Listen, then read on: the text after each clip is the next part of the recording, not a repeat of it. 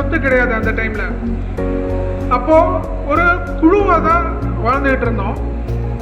அதுக்கப்புறம் முல்லை நிலம் வந்ததுக்கு அப்புறம் இப்போ நீங்க திணைகள்லாம் படிக்கும் போது பாத்தீங்கன்னா குறிஞ்சி, முல்லை, மருதம், நெய்தல், பாலை அந்த படிப்பீங்க. அந்த வரிசை ஏன் வருதுன்னு கேட்டா, முதல்ல நம்ம இருந்தது குறிஞ்சி நிலம். அப்போ மேற்கு தொடர்ச்சி மலையில அந்த மாதிரி குகையில தான் வாழ்ந்துகிட்டு இருந்தோம். அப்போல்லாம் ஹண்டர் கேதரர்ஸ்ன்னு சொல்லுவாங்க. அப்போ வேட்டையாடிக்கிட்டு இந்தியாவில் ஒவ்வொரு வாழ்வை உங்களுக்காக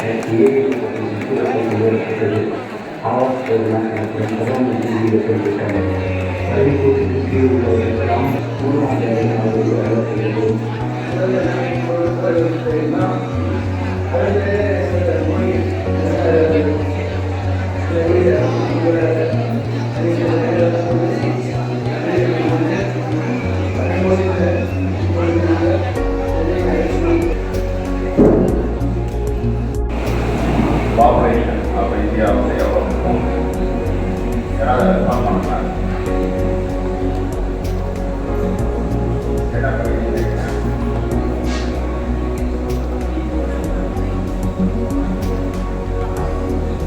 மாணவர் யாராவது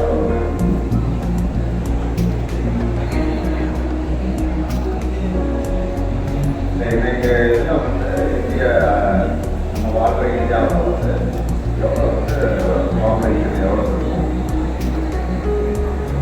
தெரியலையா? ரைட், 140 கோடி. சுதந்திர இந்தியாவில் எவ்வளோ இருந்தது? சுதந்திர எப்போ கிடைச்சது இந்தியாவில்? 1900.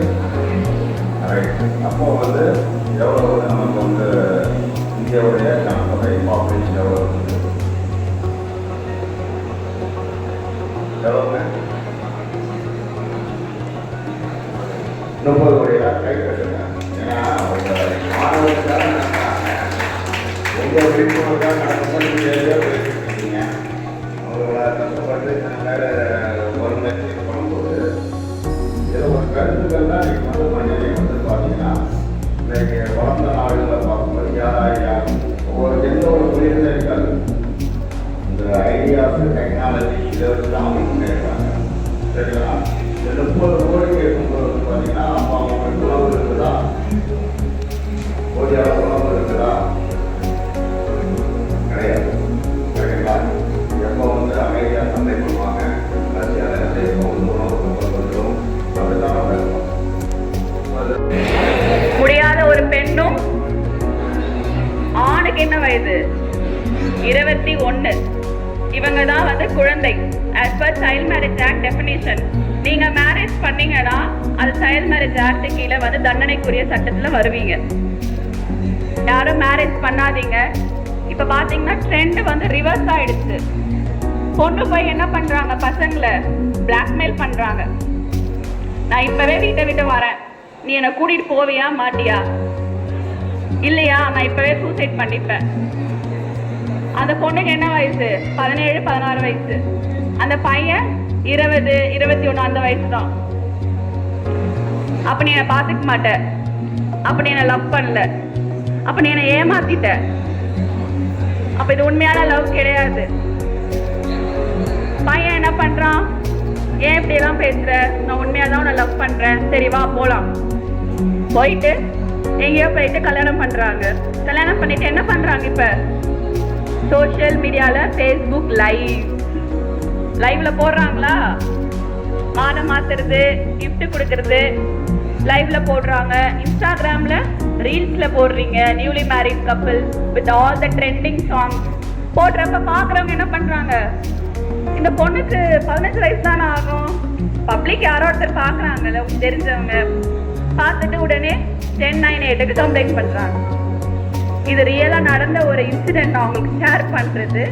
இந்த மாதிரி ஃபேஸ்புக் லைவ்ல ஒரு கேஸ் எங்களுக்கு வந்து அதை நாங்கள் கம்ப்ளைண்ட் ரிசீவ் பண்ணி என்கொயரி பண்ணதுல அந்த பையன் என்ன சொல்றாருன்னா, மேடம் நான் எவ்வளவோ சொன்னேன், இந்த பொண்ணு கேட்கவே இல்லை, கையில வந்துட்டு சூசைட் பண்ணிப்பேன்னு என்னை மிரட்டுறதுனால நான் கல்யாணம் பண்ணிக்கிட்டேன்.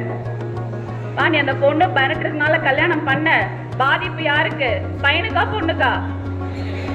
பையனுக்கு. நீங்க தான் உஷாரா இருக்கணும். பொண்ணுங்க எஸ்கேப் ஆயிடுவாங்க. பசங்க தான் உஷாரா இருக்கணும். சரிங்களா?